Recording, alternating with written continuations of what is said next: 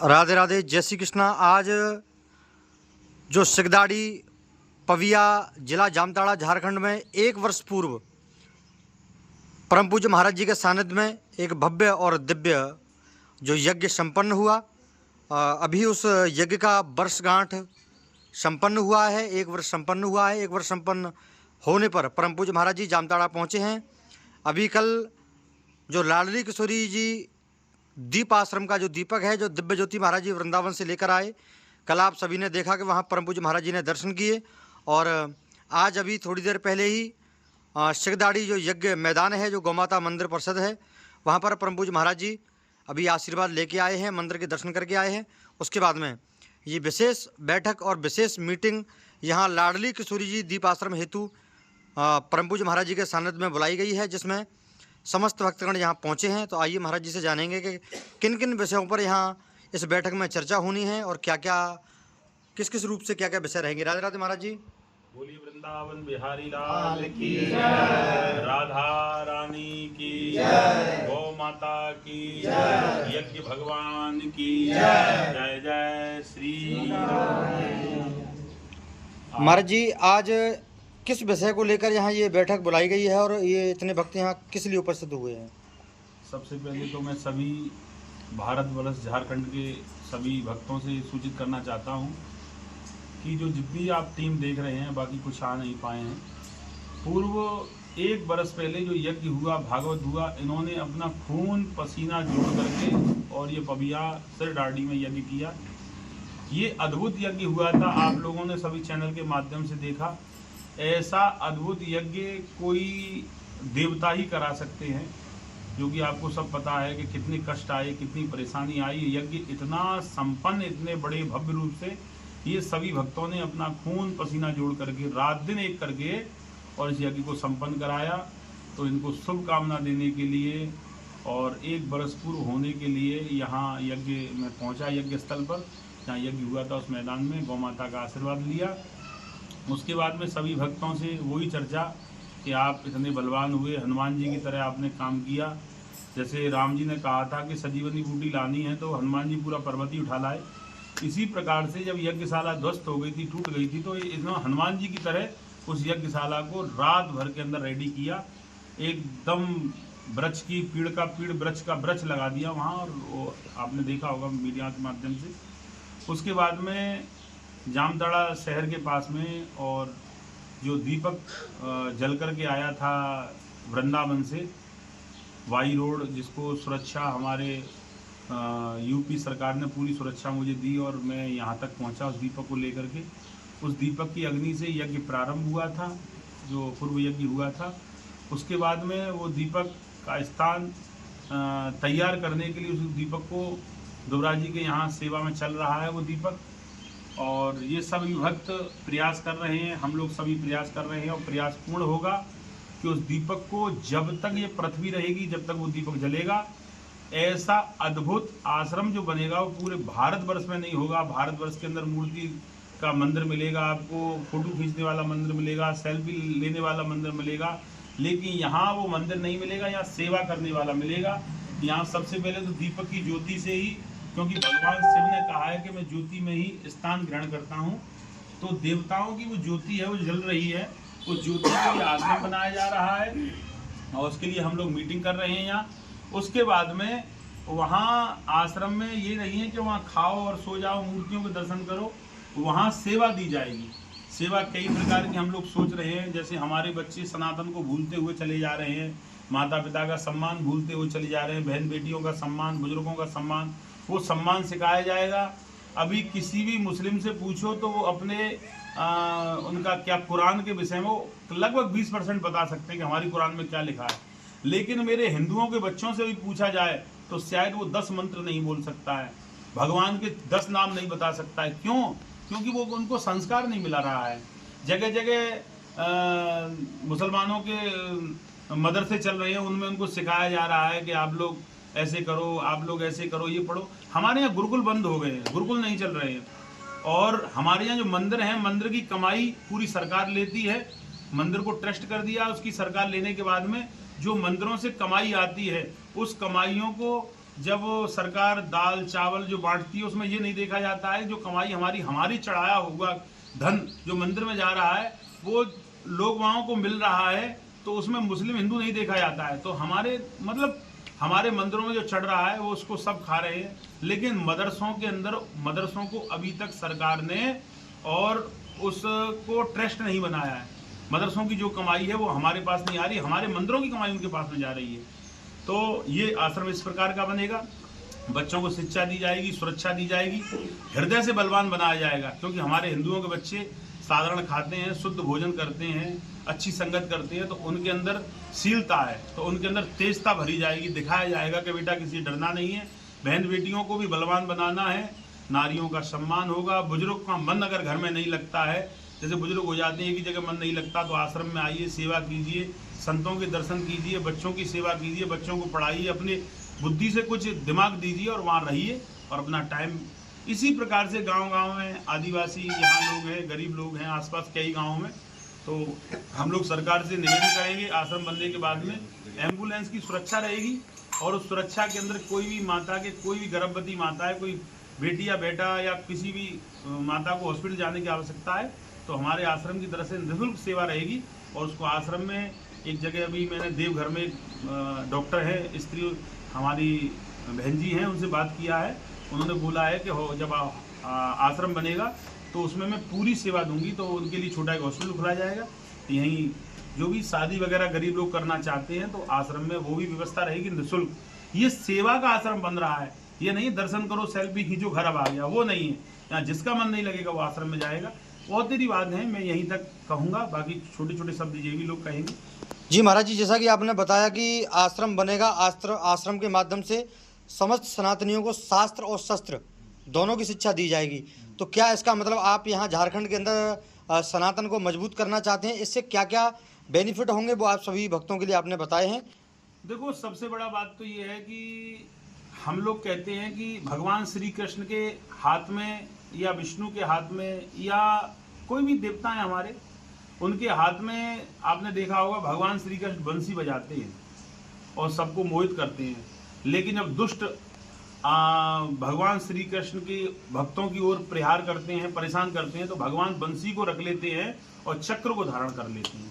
मेरा कहने का तात्पर्य है, इसी प्रकार से मेरे हिंदू बच्चे कभी भी जितने नॉर्मल हैं, जितने शांत हैं, उनको ये सिखाया जाएगा बेटा समय आने पर अपनी सुरक्षा, अपने परिवार, माता पिता, बहन की सुरक्षा करने के लिए तुम भी जैसे विष्णु भगवान चक्र उठाते हैं, इसी प्रकार तुम भी शस्त्र उठाइए और अपनी सुरक्षा खुद कीजिए। तुम कहो कोई और सुरक्षा करेगा, वो हो नहीं सकता है।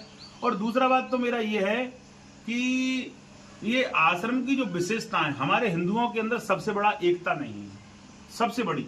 मुझे सबसे ज्यादा, जैसे हमारा बच्चा पढ़ने स्कूल जाता है, हम लोग कहते हैं मेरा बच्चा पढ़ नहीं रहा है, इसको पढ़ाइए, कुछ जानता नहीं है, तो टीचर ये कहता है कि जानता ही नहीं है, नहीं पढ़ पाएगा।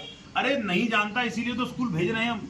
इसी प्रकार से झारखंड के अंदर लोग सोया हुआ है, मेरे हिंदुओं को सुला दिया है दुष्टों ने, उनको जगाने का कार्य आश्रम के माध्यम से पूरी मेरी टीम करेगी और हम हिंदुओं को जगाएंगे। हम लोग आपस में लड़ेंगे, हम लोग आपस में झगड़ेंगे, लेकिन दुष्टों के लिए हम लोग खड़े रहेंगे। ये शिक्षा हम देने के लिए इस आश्रम को बनाए। जी राधे राधे। राधा रानी की जय। क्या कहेंगे आप इस विषय पर? महाराज जी यहाँ पहुँचे हैं, महाराज जी के वचन सुनकर आपको क्या लगा और किस प्रकार से आप इस आश्रम को बनाने में अपना मेहनत और अपना योगदान, अपना सहयोग देंगे? महाराज जी के वचन से हम लोग सही कमेटी के लोग बहुत खुश हैं और महाराज जी जो वचन उठाए हैं इस वचन को निभावे और हम लोग वचन को निभाते हुए हम बहुत कृतज्ञ समझेंगे। जो कोई व्यक्ति ऐसा है जो यूपी उत्तर प्रदेश वगैरह से आकर के यहाँ पर हम लोगों का सेवा कृतार्थ करेंगे। धन्यवाद जी, आप इस विषय पर क्या अपने मुखारबिन से कहना चाहेंगे? राधे राधे, जय श्री राधे।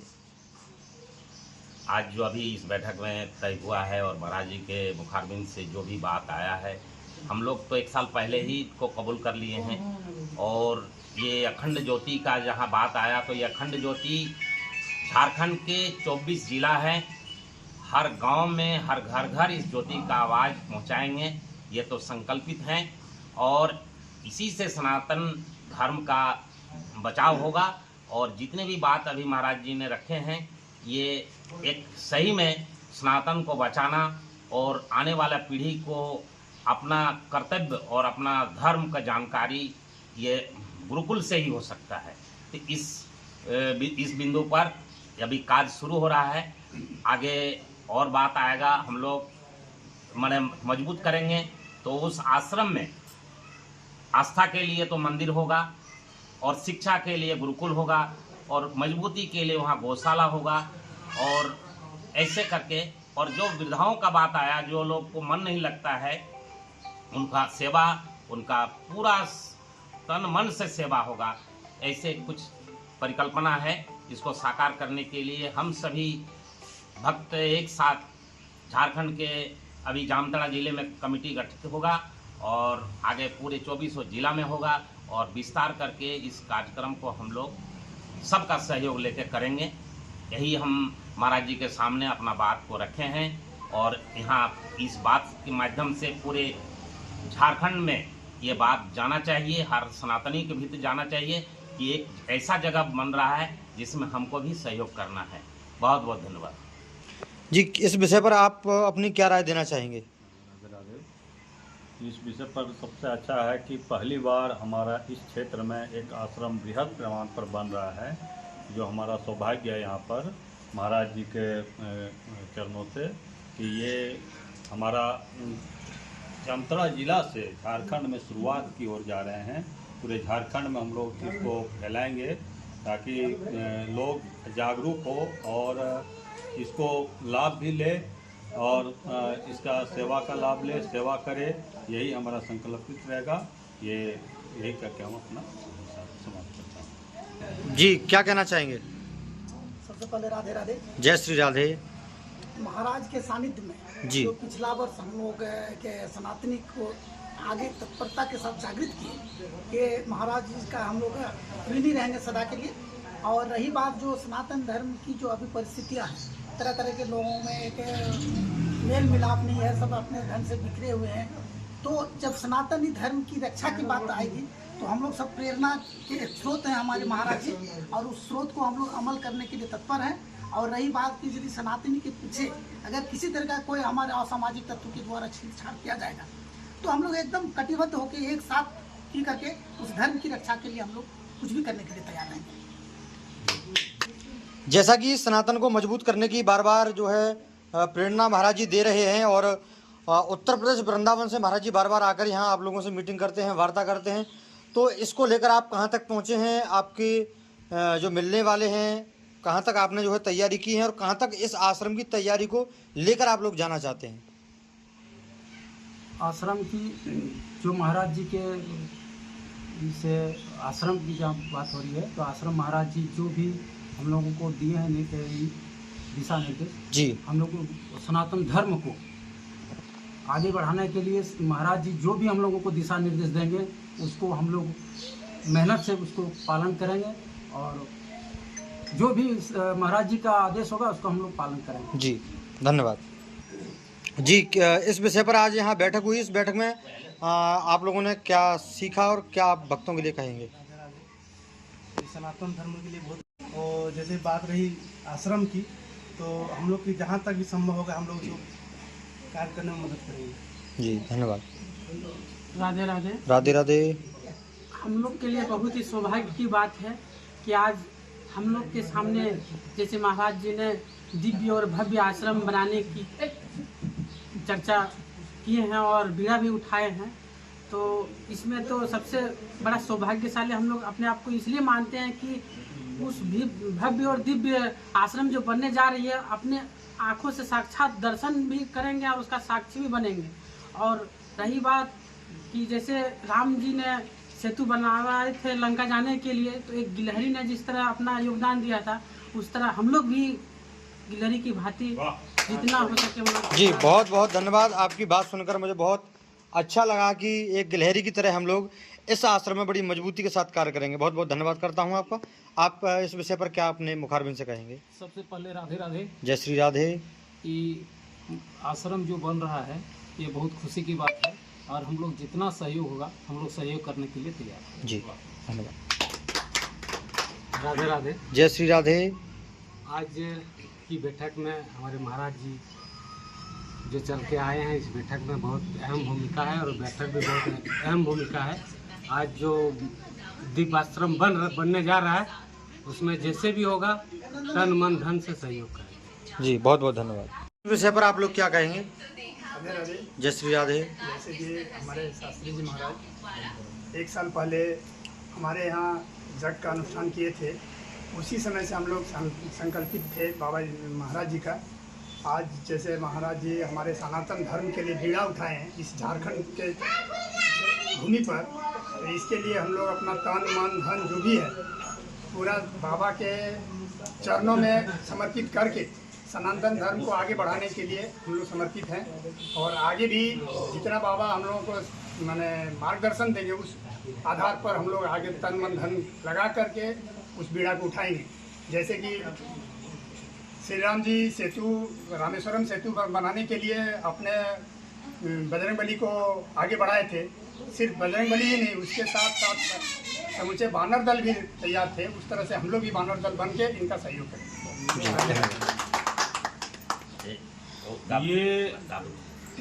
ये परिवार है मेरा और ये आश्रम के ये ही चलाने वाले हैं। मैं तो केवल निमित्त हूँ और मेरा उद्देश्य है कि जामताड़ा के अंदर आश्रम बने। और मैं तो पूरे भारतवर्ष के अंदर कथा कहता ही रहता हूँ। कभी जब आश्रम बन जाए, कभी साल 2 साल में मैं आऊँ तो ये मेरी पूरा परिवार मुझे आश्रम में मिले, सबको शिक्षा देते हुए, सबको ज्ञान देते हुए, आश्रम की रक्षा करते हुए। मेरा उद्देश्य वहीं तक है जब तक आश्रम बने। आश्रम बनने के बाद में ये मेरा परिवार है, ये संभाले, उसको आने वाली पीढ़ी को संभाले। और उसके बाद में जब भी मैं कभी आऊँ तो मुझे जामताड़ा नाम से नहीं उतरना पड़े, जामताड़ा नाम से मुझे गाड़ी से नहीं आना पड़े। मुझे आना पड़े कि मैं जामताड़ा धाम जा रहा हूँ। जितने जामताड़ा में मेरी वीडियो पर कमेंट आता है कि गुरुजी आप कथा सुना रहे हैं, जामताड़ा के लोगों को समझाओ, तो कथा भी सुनते हैं और ऐसा, तो उसी को पलटना है मुझे जामताड़ा धाम बनाना है। जैसे जगह जगह बड़े बड़े आश्रम बनते हैं, पूरा भारत वहाँ पहुँचता है, लोग वहाँ पहुँचते हैं। और मैं विश्वास दे रहा हूँ, ये मैं नहीं कह रहा, राधा रानी कह रही हैं कि जब ये हमारा आश्रम बनेगा तो भारत का ऐसा कोई व्यक्ति नहीं है जिसे यहाँ नहीं आना पड़े। इस आश्रम में वो व्यक्ति पहुँचेगा और यहाँ दर्शन करने के लिए पहुँचेगा, जामताड़ा धाम बनेगा। इसीलिए पूरा भारतवर्ष से मेरा निवेदन है, धर्म का प्रचार करते रहें, सनातन को बचाते रहें, क्योंकि सनातन नहीं बचेगा तो तुम भी सुरक्षित नहीं हो। तुम सोचो कि मैंने भाई से दुश्मनी कर लिया, एक हिंदू से दुश्मनी करके घर में बैठ गया, तो आप सोच लीजिए अगर तुमने हिंदू से दुश्मनी किया है तो तुम्हें भी समाप्त करने वाला कोई है।